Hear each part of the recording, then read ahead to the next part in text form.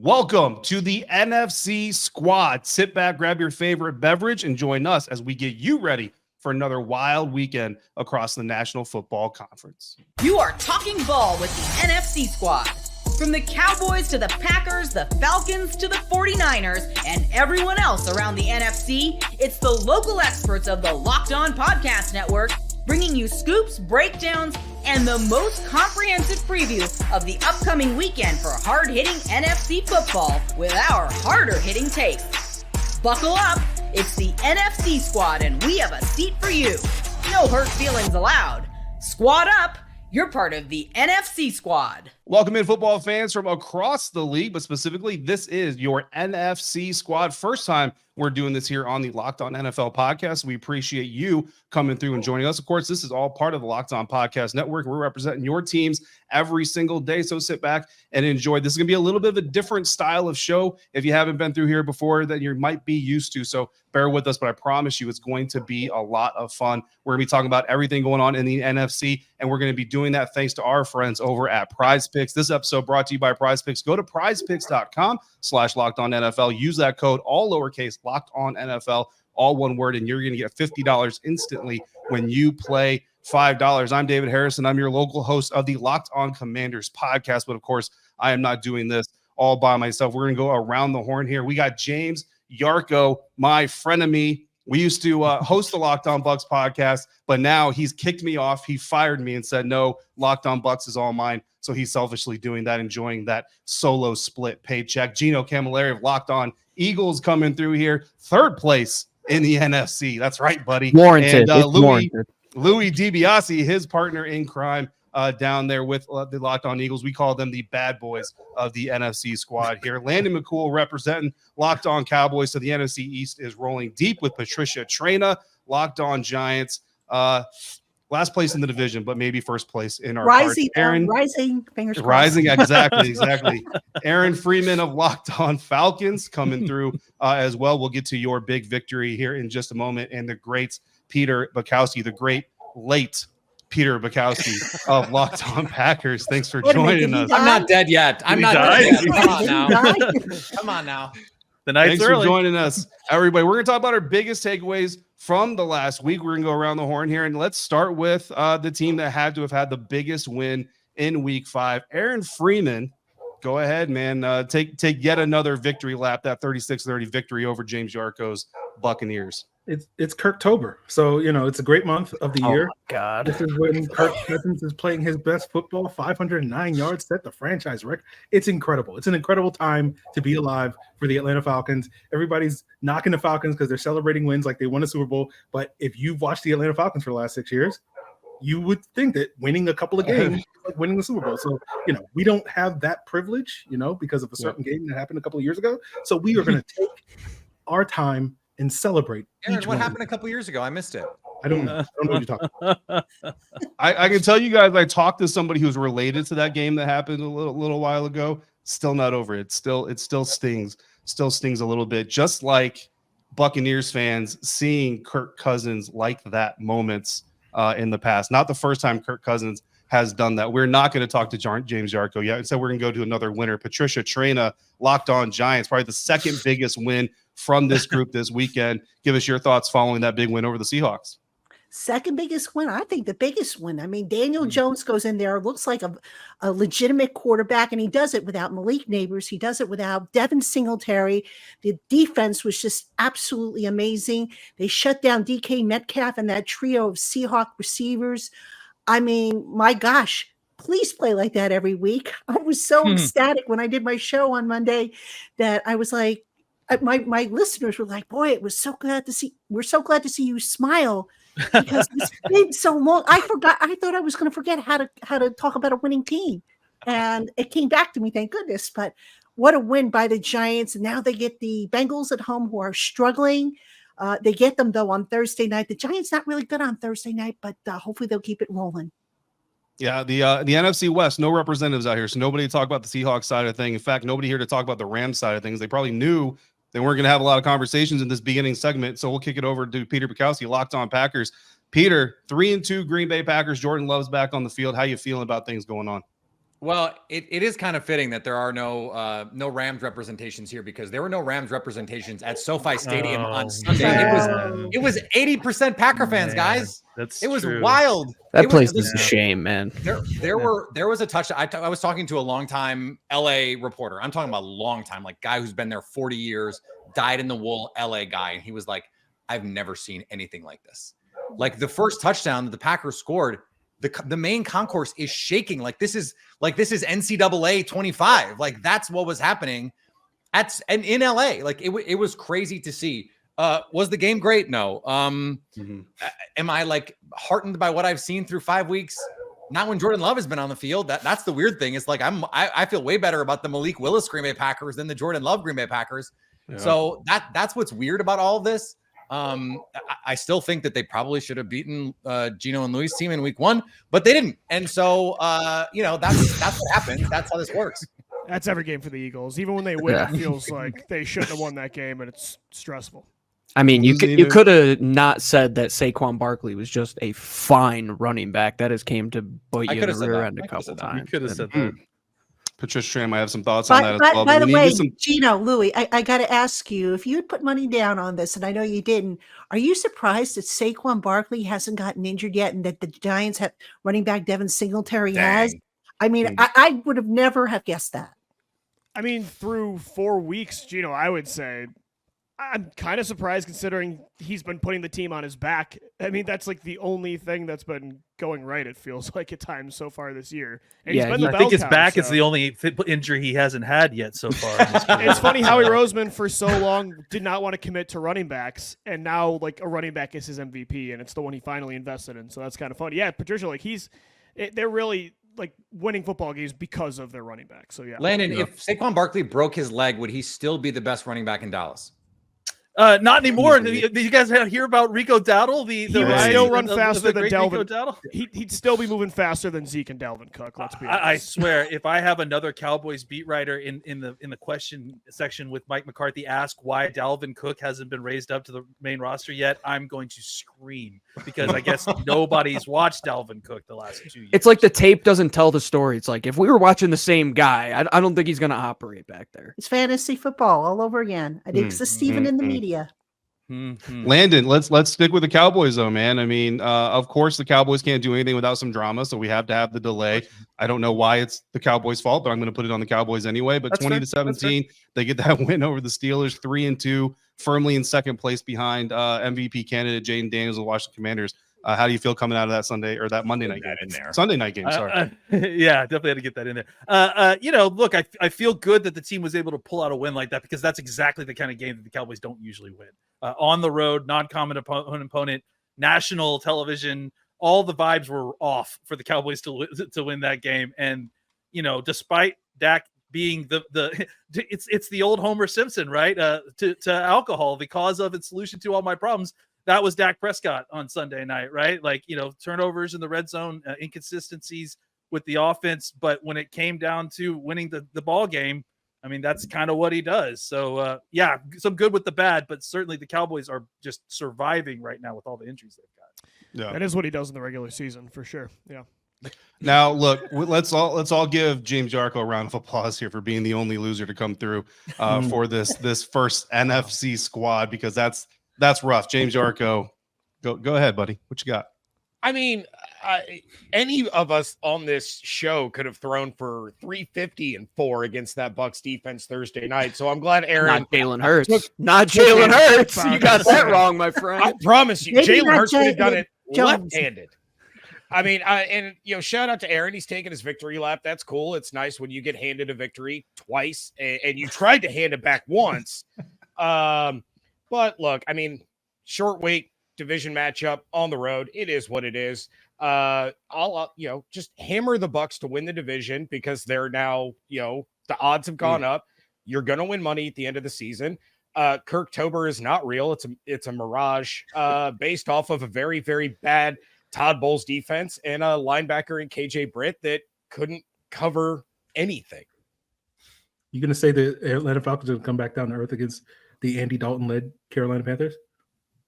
I mean, no, I won't go that far, but you got to play the Bucs again in a couple weeks. That's true. And they'll have Antoine Winfield Jr. And we all know how much Atlanta fans love Antoine Winfield Jr. Yeah. Okay. Fair. That's a fair point. That's a fair point too. So, That's why you got to celebrate while you can, Aaron. Right? Yeah. Look, the Buccaneers may have a couple more L's on their roster too. They got the Saints coming up, always a tough matchup. Backup quarterback, that can always be a problem for a Todd Bowles defense, especially if they come in a little bit less than motivated. And the Baltimore Ravens right after that. James Yarko has got quite these slates of games coming up to cover for. I need it. I got under 7.5 on the Bucs, so I'm getting killed right now. There you go. But which NFC teams need to be on upset alert in Week 6? Talk about the week that was. Let's talk about the week that's coming next on Locked On NFL's NFC Squad. And we're launching this first episode of NFC Squad. Thank you for joining us for that. Thanks to our friends over at Z-Biotics. Z-Biotics pre-alcohol probiotic drink is the world's first genetically engineered probiotic. It was invented by PhD scientists to tackle rough mornings after drinking. So here's how it works. When you drink, alcohol gets converted into a toxic byproduct in the gut. It's this byproduct, not dehydration, that is to blame for your rough next day. Pre-alcohol produces an enzyme to break this byproduct down. Just remember to make Z-Biotics your first drink of the night. Drink responsibly, and you're going to feel your best tomorrow. So I first gave pre-alcohol a try when I was celebrating my in-laws' 50th wedding anniversary. Had to kick back a couple with the father-in-law. I drank my first prebiotic. And I tell you right now, I didn't feel like I was at the top of my game because I'm a little bit older, but I felt better than I've ever felt before after kicking back a few with my father-in-law. So if you know what I'm talking about, make sure you drink that pre-alcohol first, drink responsibly, enjoy the next day. Go to zbiotics.com/LockedOnNFL to learn more and get 15% off your first order when you use Locked On NFL at checkout. Z-Biotics is backed with 100% money back guaranteed. So if you're unsatisfied for any reason, they will refund your money. No questions asked. Remember to head to zbiotics.com/LockedOnNFL. Use that code LockedOnNFL at checkout for 15% off. This debut episode of NFC Squad is also brought to you by Game Time, and Game Time has an amazing feature called Game Time Picks, and it makes getting your tickets for your concerts, your games, any live event that you want to in your area even easier than it's ever been before. Game Time Picks filters out the fluff to show you only incredible deals on great seats, so you don't have to waste your time searching through thousands of ticket options. Curated deals make it easier to find the best price on the greatest seats. For example, my Game Time Picks right now in the DMV, the Washington, D.C. area, I can get tickets to see the Chicago Bears visit the Washington Commanders for $126, or I can see the New Jersey Devils visiting the Washington Capitals for $31. There's also a concert, so a person that, quite frankly, I've never heard of before, for a pretty reasonable price. So if I just want to get a night out, maybe discover a new person that I fall in love with, I can do that too. And all-in pricing, toggle that on the app, and I'll get all my prices up front, no surprises at checkout. So take the guesswork out of buying your tickets with Game Time. Download the Game Time app, create your account, use the promo code LOCKEDONNFL to get $20 off your first purchase. Terms apply. Again, create your account, redeem the code LOCKEDONNFL for $20 off. Download Game Time today. What time is it? Game Time. Segment 2, Locked On NFL NFC Squad, and I think James Yarko maybe get a little bit of revenge here, buddy. We're moving on to Week 6, and Ross Jackson is not here, but of course you guys are going to have your crossover episode. Always a great time when James Yarko and Ross Jackson get on a crossover, so make sure you guys are checking that out if you care about that game. James, how do the Buccaneers avoid that backup quarterback curse and then get back on the winning path before they face, again, the Ravens? You got the Falcons, the Niners. I mean, how do they do it? Yeah, it's a little bit of a murderer's row coming up for the Bucs, but you know, we knew that going in, and yeah, I think the biggest thing is let Baker Mayfield do what Baker Mayfield has been doing all year. And he's been absolutely phenomenal. And I think you go back to that Atlanta game, Aaron, you might back me up on this. It seemed like the Bucs let your Liam Cohen kind of took his foot off the gas in the second half. You know, Baker had 3 touchdowns in the first half. He was absolutely dealing. Then they have to settle for 2 field goals in the second half, and it proved to be costly because the defense couldn't stop a nosebleed. But I don't think there's too many people that are going to be worried about Spencer Rattler starting for the Saints. Now that could be a problem because Jake Hayner, baby, it's the agenda. You're doubting the agenda. I'm just saying this poor kid is going to come in for his first NFL start and have to face a Todd Bowles defense that likely will have at least Antoine Winfield Jr. back, maybe Kalijah Cansey for the first time this season. It's going to look a little different when it comes to the pass rush and the secondary with those two like key pivotal pieces coming back. Wait, can I throw this question out to the group quick? I'm fascinated to know the answer. There's 3 perfect teams for this. I know the answer for Patricia. How many of you would switch quarterbacks with the Buccaneers at cost? Baker Mayfield at his cost for your team at your quarterback's cost. I'm talking to 3 teams and then a rookie quarterback, David Harrison. But like, come on, Eagles, not Cowboys, yet, Falcons. Cowboys? Not yet, but ask me in a few weeks. Contextually, I got to bring Liam Cohen with him. I'm not letting Nick Sirianni and Kellen he was pretty Moore good last year with Dave around. Canales. That's true. I'm not touching that. He doesn't get to bring Mike Evans. I plead the fifth. It's going to take a lot to get me off of James I'm Daniels not there right yet. I'm not there yet. I'm not saying that wouldn't be something I'd consider eventually in 2024. But 4 weeks Aaron's in, very quiet. It's Kirktober, so I'm good with Kirktober. So when Kirktober's over and he's got to return his costume, is he done? Like, is that it? Like, you're going to get 3 more good weeks? He's even better than Kirk Bimber. Now, Kirk Simber, and then the play goes down. How do we even put this? Like, the Kia to remember Kirk sales Simber, event, but when things get Kirktober. bad. So I'll make the switch in Kirk Simber, but Kirktober. Yeah, but Kirk's cool now. I don't know. This might be different. Atlanta Kirk is different. He's cool. No. Kirk is still not. Cooler. He was swag surfing. I mean, that adds a he little, can swag little surf. That cool. doesn't make him cool. Washington. Let me ask you guys Kirk this. Let me Cousins ask you was guys never this. swag surfing. Let me ask you guys this. Outside of Aaron Freeman, who actually believes Kirk Cousins has ever stepped foot in a Waffle House? Truthfully. Oh, there's no chance. By out No of like, shot. just sheer He's will, from up or like north. somebody No. forcing him in there. Yeah. Zero chance, right? So look, the NFL schedule week 6 gets kicked off Thursday Night Football, San Francisco 49ers at Seattle Seahawks. So let's kick it off to the NFC West host in attendance here. Nobody. So the Seahawks are 3.5-point underdogs. Who here believes the Seahawks can be the first underdog winner of this week? I actually do. I'm a believer in the Seahawks, and I know they can't protect Geno Smith, and that's the biggest problem. But I look at the 49ers right now, how they're banged up, the up and down play. I'm kind of bullish still on Seattle. I know they've dropped 2 straight, but I think they showed me something in that Detroit game. They beat 3 bad teams early on, but I think that defense is one of the most underrated in football, especially in the secondary, and I'm kind of drinking the Seahawks Kool-Aid even after 2 losses. And I know to Patricia's Giants, that's kind of a tough take after that week, but I'm a little stubborn on Seattle. I like them. Yeah, You know, I'll tell you, I'm not going to lie. I thought maybe coming into that game against the Giants, maybe Seattle might be looking past the Giants because, Thursday Night Football, big division matchup for Seattle. I thought, okay, maybe they might look past them.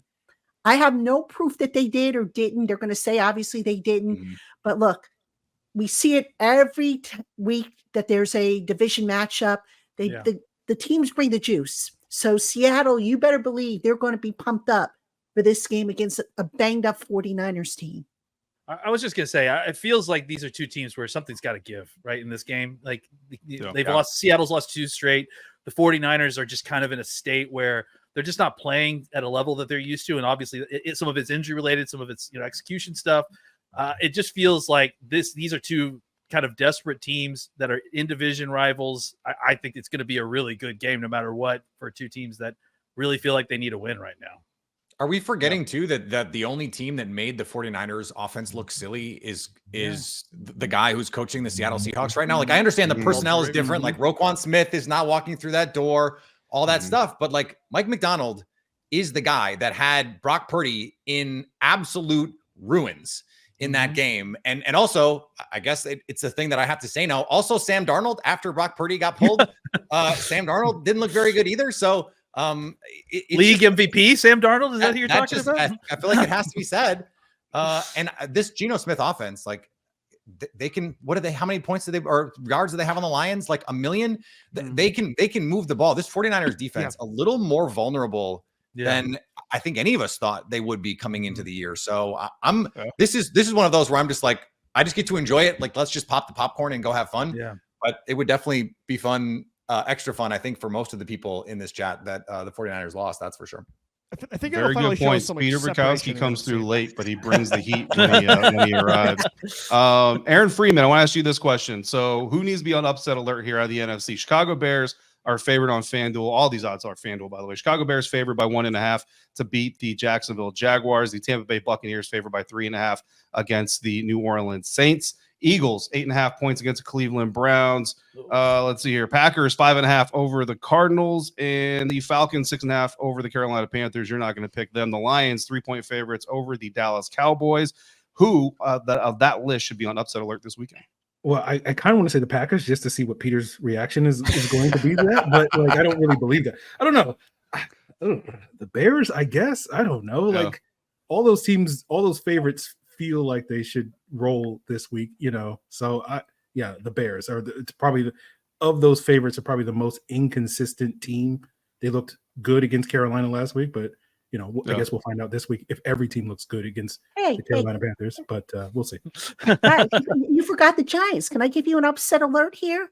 Okay. And So actually, Patricia, so that's actually where we're going next. So teams who are underdogs this weekend: New York Giants 3.5 points, the Carolina Panthers 6.5 points. So we'll throw the Washington Commanders in there because they can't get all love, right? 6.5 point underdogs to the Baltimore Ravens. Pat, those three games specifically, who's more likely to come up with an upset win this weekend?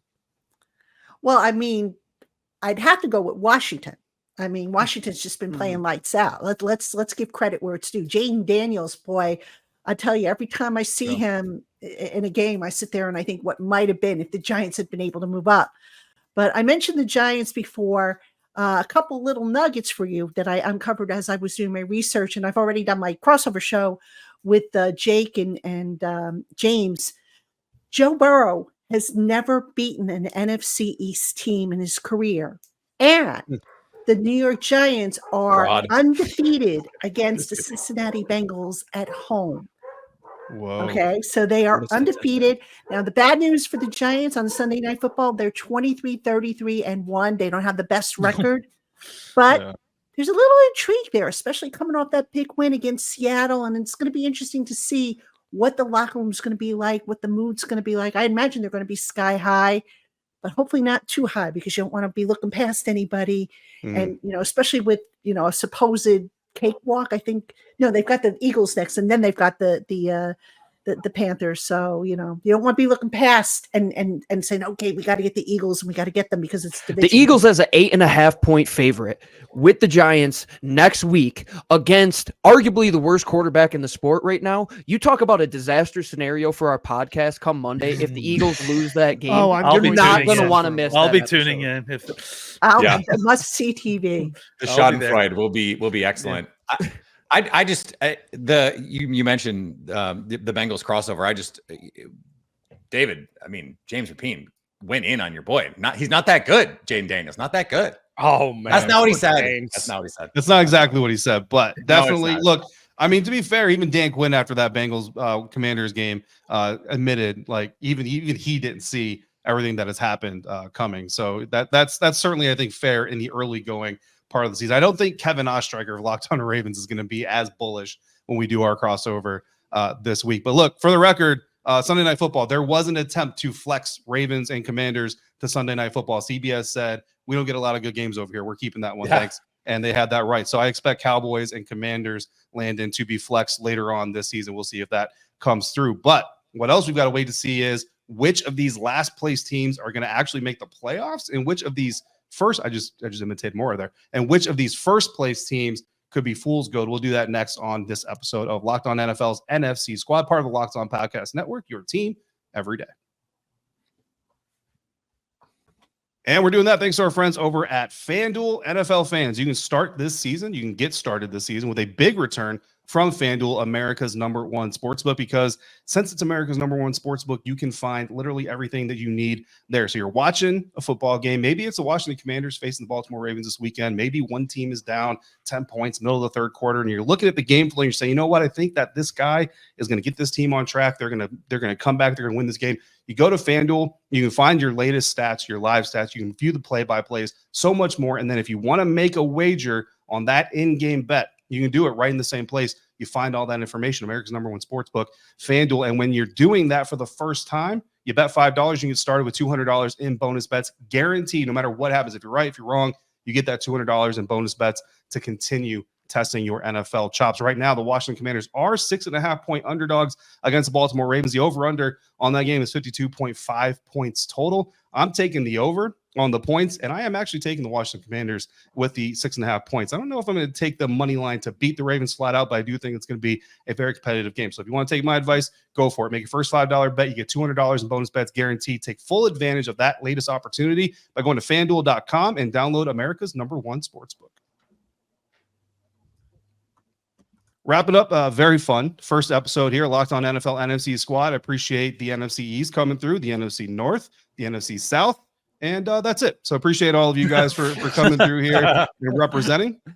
Maybe in the future we'll hear from some other people when there's some more winning going on. Speaking of lack of winning, let's start there. Actually, Los Angeles Rams 1-4 in their division. New York Giants 2-3 in their division. NFC North, the Green Bay Packers 3-2. I mean, look, it's last place, but I mean, it's 3-2 last place, right?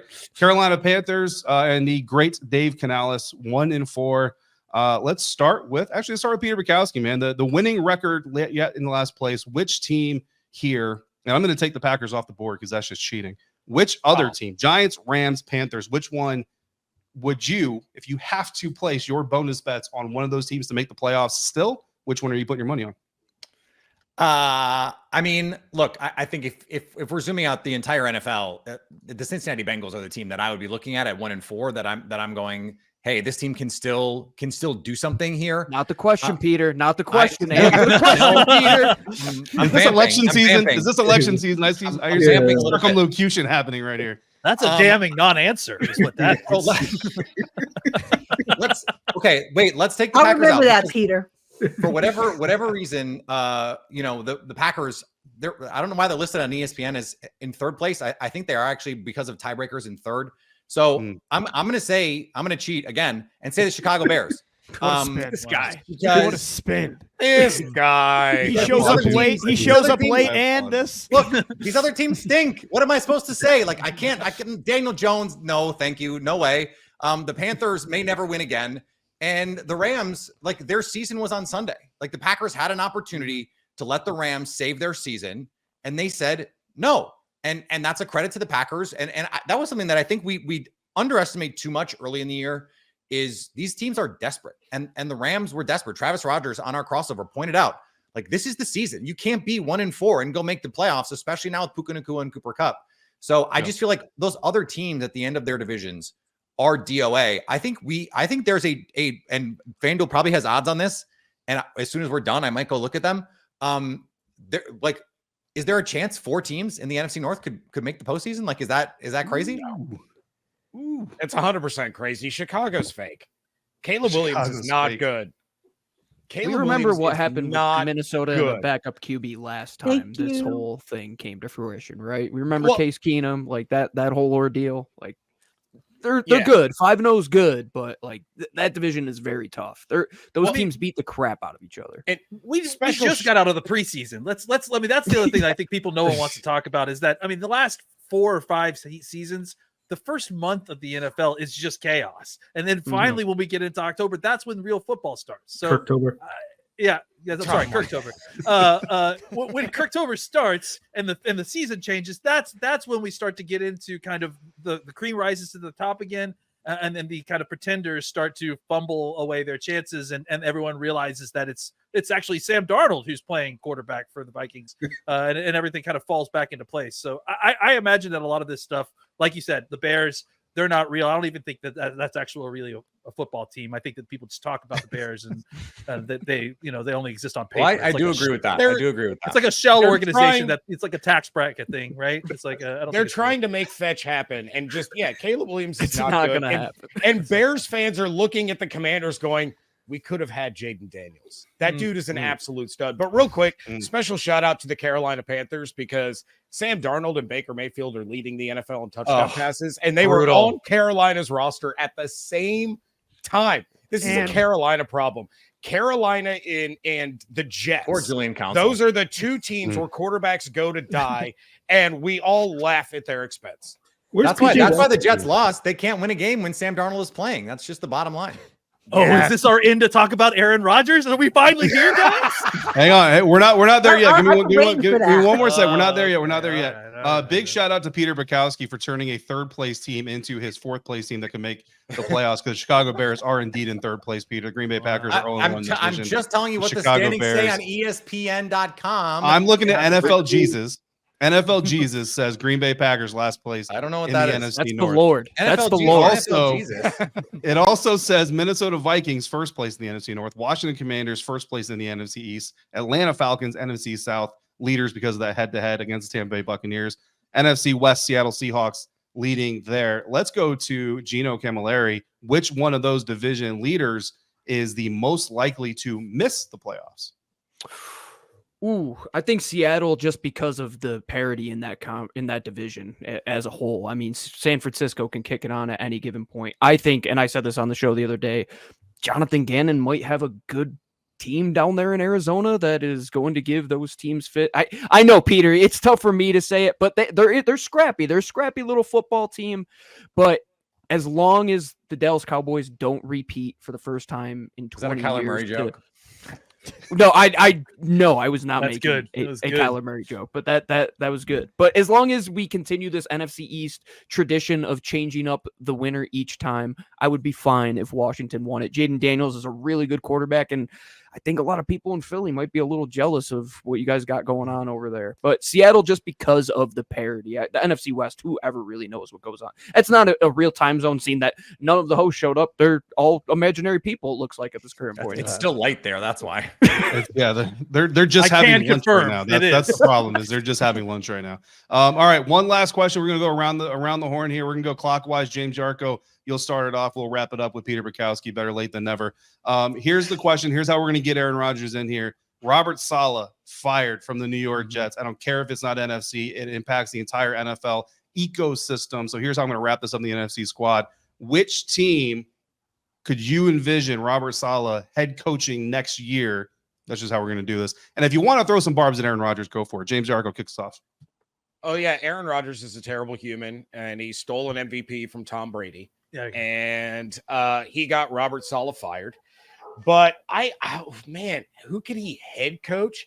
Jacksonville Jaguars. That's where I'll go. I mean, I said NFC team, but okay, that's fine. Gino, what you got? Sorry. I'm sorry. I played my Bukowski card and changed the rule. Carolina. The answer is Giants. Carolina. Canales. Canales one and done. Couldn't save Bryce Young. Get him out of here. Yeah. Get him out of here. Gino Camilleri, what you got? I would like a good defensive-minded head coach that can was just actually gonna say. get things in order. I know Lou's going to disagree because he likes the offensive guys, but hey, Vic Fangio might be better off just taking in these Phillies playoff games. Like, let's be honest at this point. Lanny McCool. I actually think I kind of agree with Gino. I think the Eagles makes a lot of sense. You know, if they could find it, but I agree with Louis though that I prefer offensive-minded coaches because offensive-minded coaches are more valuable, and that's how you attract them is by making them head coaches. But I think that as far as like trying to get over a hump, if I'm the Eagles and I want to beat the teams in the playoffs to kind of get the Super Bowl, like they're clearly a step in front of the Cowboys at this point still. You're gonna have to play some of those Shanahan offenses, and I can't think of a better guy to kind of defend those kind of things than a guy that just got fired because his quarterback didn't want his offensive coordinator to be fired. Yeah, no, the Eagles are going to take Bill Belichick from the Dallas Cowboys. They're going to have to settle for Robert Saleh. So that's the Eagles are going to hire a defensive coach for the first time ever as Jeffrey Lurie, the owner. It's got to be. What's more Bill Eagles Belichick. than you guys taking something from us that we didn't want in the first place? Well, I mean, that's the most Eagles thing ever, you know? Kellen Moore is on line one. Exactly. Well, Can you go back, please? Sorry. I mean, for me, it could be Carolina because David Tepper could easily just fire a guy just because he feels like it. It's a Tuesday or something, and he'll just wake up and fire a coach. But Philly, I do like the Philly. At least maybe then Howie will actually get a return on his Bryce. You guys are going to make Lou have a miserable night after this. It's terrible. Oh, I was having a Lou. good time until now. Oh, come on. I'm going to go with Philly Put Robert Saleh. Thanks, Put Patricia. Robert We're just Saleh piling on. with a competent GM. I'm sorry, Joe Douglas, not impressed. I thought about maybe Dallas, but until Jerry Jones, the owner, fires Jerry Jones, GM, I don't want to see Saleh get himself into another, no-win situation. So I think Philly would be a good fit for him. I know you guys in Philly want an offensive-minded coach, but look, if he hires himself a good offensive coordinator, there's no reason why they can't be successful. And I say that, I'm clenching my teeth because obviously we don't want the Eagles to rule the NFC for the next 10 years, but it is what it is. It'll be Howie like 2 Roseman's a years Ponzi with scheme. Eagles in the life cycle of the Eagles. Coach is great for 2 years and then downhill. See you later.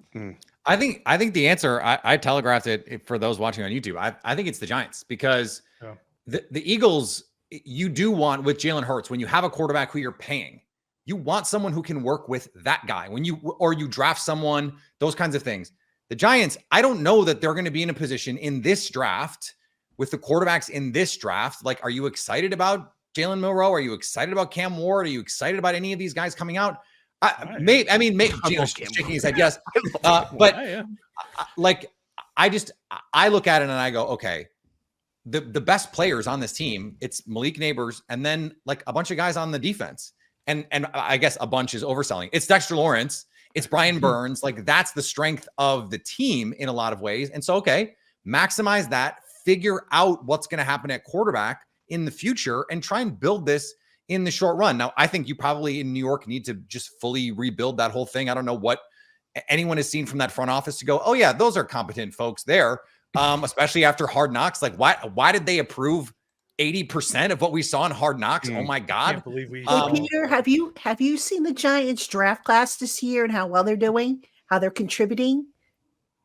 I mean, but then look, what about it's a multi-year process. Saquon. It's a multi-year process, my friend. We're in year 3 of a multi-year process. Okay, but year 1 you got to kind of throw out because that was a fluke.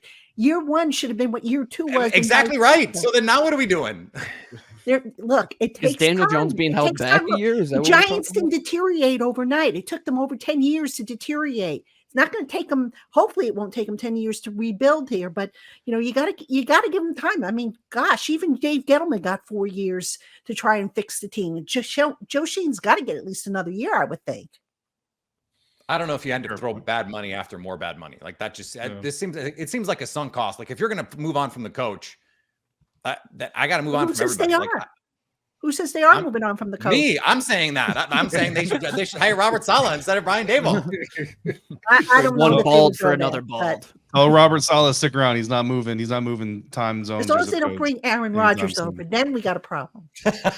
Hey, I'm just being paid. nobody He's brought up being an paid. NFC West team because the NFC West not here to talk about it anyway. But we do want to thank all of you for coming through, all the hosts that did come through for this first edition Locked On NFL NFC Squad. We got plenty more coming. We'll be here every single week, and each of us is here every single day, bringing you the latest on all your favorite NFL teams. I'm pretty sure the NFC West hosts are doing that as well. So make sure you follow and subscribe. Don't miss a moment of the coverage. All part of the Locked On Podcast Network, your team every day.